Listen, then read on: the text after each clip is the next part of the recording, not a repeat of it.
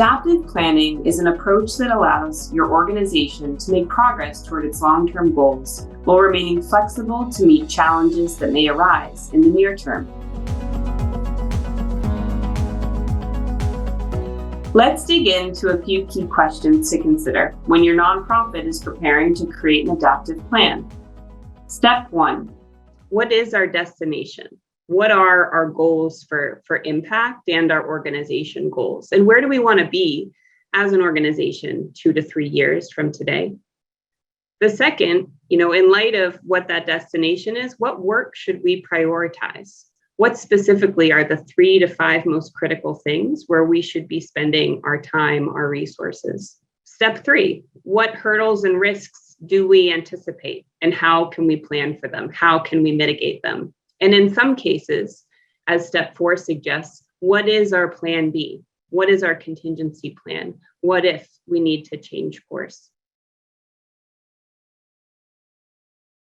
So this first step toward building resilience is to think longer term, trying to start with the end in mind. Clarifying your long-term destination can actually help serve as an anchor in your planning process. And the more you can have clarity on where you're headed, the less likely it is that the short-term vibrations of today will throw you off course.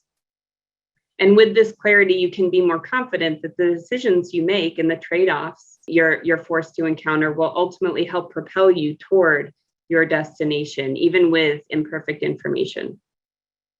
So a few questions on this slide that can help you clarify your destination. First, on the left-hand side in the longer term, thinking about what would our clients or community look like if they were truly healthy and thriving? Similarly, how would social systems and structures have changed to help our community thrive? And lastly, if our vision for community came true, but for our organization, what would have happened? In other words, what's the unique critical role that we can play in realizing that future? After thinking of 10 years out, you can then zoom into the nearer term. Given your destination, where do you need to be 2 to 3 years out? And the tip here is just start by being bold and ambitious and engage in some visioning with your team, then make sure to pressure test ideas for feasibility further down.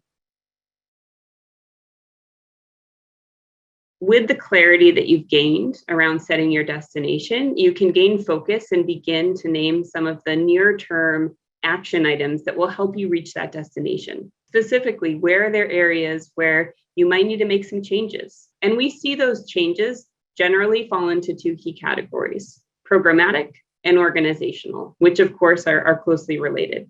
So on the programmatic side, these typically fall across 4 areas. First, there may be some programs that you want to grow, to expand in your current location or to new geographies. Second, you might think about evolving certain programs. Maybe you have some things that you're working on and things that you may need to adjust. And you also might need to completely start new approaches. So you'll need to innovate. We've seen organizations shifting their program portfolios to meet the basic needs of the communities they serve. And lastly, and these decisions can be hard, there may be some things that you just need to stop doing so that you can refocus your energy and resources on something more directly tied to your goals for impact. Organizational and financial priorities are also really important to get right. So we think about these in a few different areas. First, you may be thinking about how to grow your team, how to grow your team and organizational capabilities.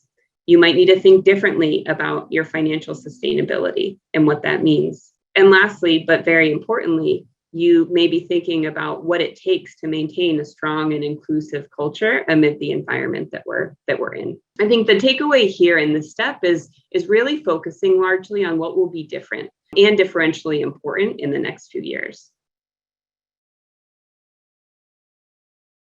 Step 3 is really about identifying, articulating the hurdles and risks that you anticipate. Hurdles like losing a major funder or contract, experiencing a major staff transition, or something more global. We've categorized kind of hurdles and risks into 2 different types that you see here. The first is those that you just have less control over due to the uncertainty of the external environment, like losing a major contract or a regulatory change impacting your programs. And there's a second type of risks and uncertainties that folks deal with as well, those that you actually have some control over, but where you may have more to learn. You may face hurdles driven by programmatic or organization changes that you're aspiring to make. The practical step here is to build a list of these hurdles and risks, and after building that list, prioritizing among those, based on those, both the degree of impact that they would have on your path forward and the likelihood that they would occur, focusing on those ultimately that are most critical and most important. There may be some cases when you're thinking about risks and hurdles you may face going forward, in which identifying a plan B or a contingency plan could be very helpful.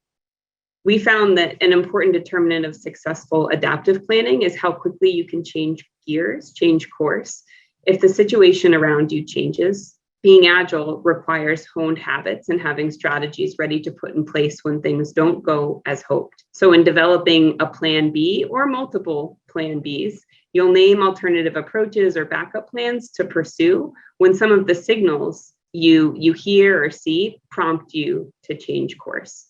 The idea here is that you've thought through the worst case scenario such that you can focus on the present and be less worried about the what ifs. Two basic examples here on this slide. One is, what if funders don't show interest in supporting a new program? Well, one organization we worked with identified that if that was the case, they would revisit their ability to contribute unrestricted dollars to that initiative. Or if that was also not an option, they would pause the priority and pull up in 6 months. Another example is around talent, right? Which I know is on many of our minds right now.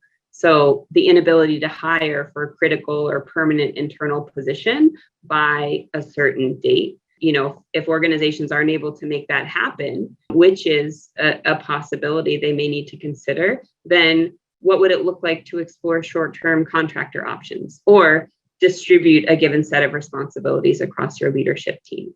So again, thinking through Plan Bs, it's the thought exercise, which in our work with nonprofits, folks have found most useful, most beneficial, such that, the worst case scenario doesn't seem as scary, knowing that you have a game plan in place.